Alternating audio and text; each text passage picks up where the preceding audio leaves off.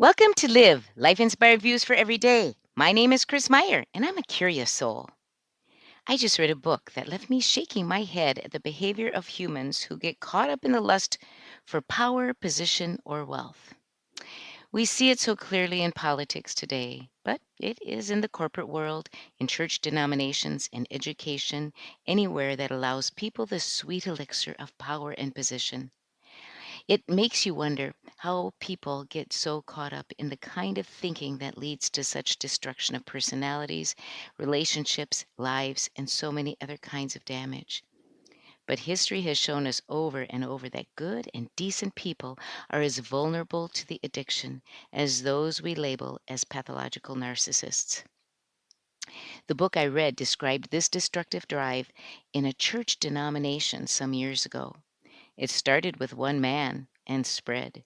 What struck me at the end was the number of years that two men were consumed with the greed for position and power, ruthlessly scheming and destroying people in their way.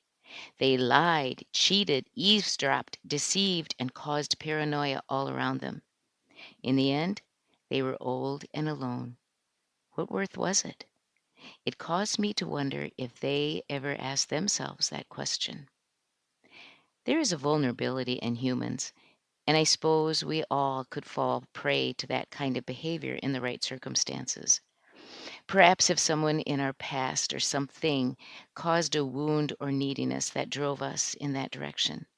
Learning these things from history by reading and reflecting hopefully raises caution in learners to avoid these pitfalls. How many times have we learned from a poor leader how not to lead?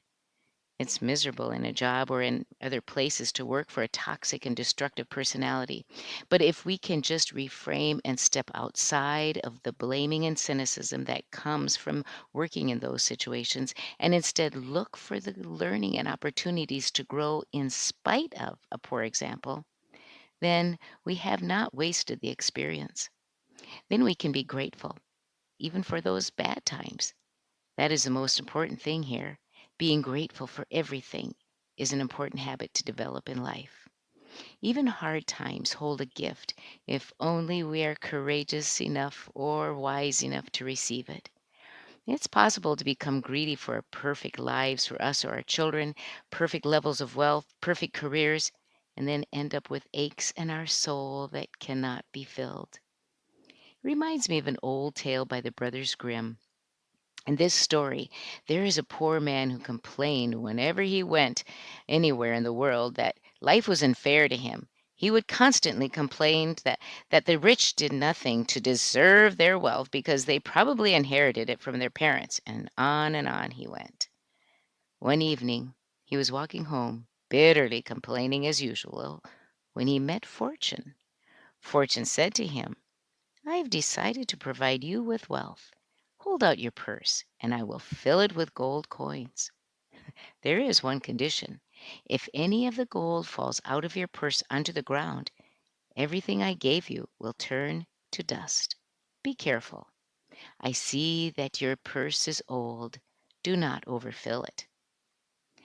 The poor man was ecstatic. He opened his purse and excitedly watched as Fortune began to pour gold coins into it.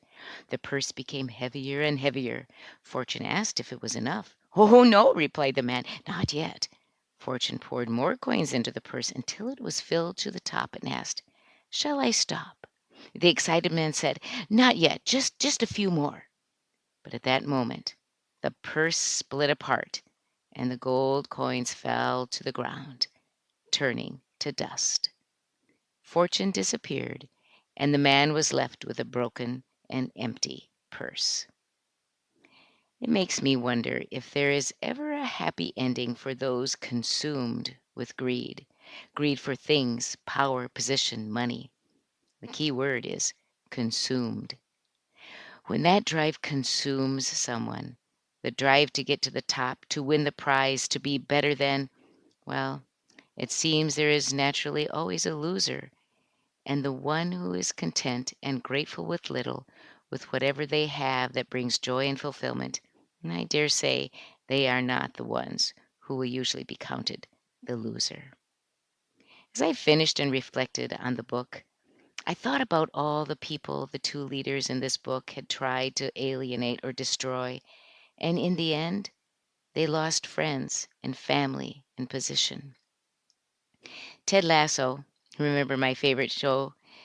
His team was defeated and sat in their locker room with their heads down after losing the championship game. Ted came in and said, "Being sad is okay, but there is something worse than being sad, and that is being sad and alone.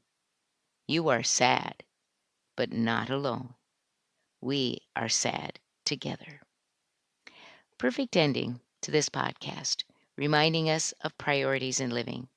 It is love, belonging, kindness, and giving that brings us the right kind of power and position. This week on your bathroom mirror, write, "Love is all I need and also what I should give." Join me next Monday for Live, Life Inspired Views for Every Day. I'm Chris Meyer, and I'm a curious soul.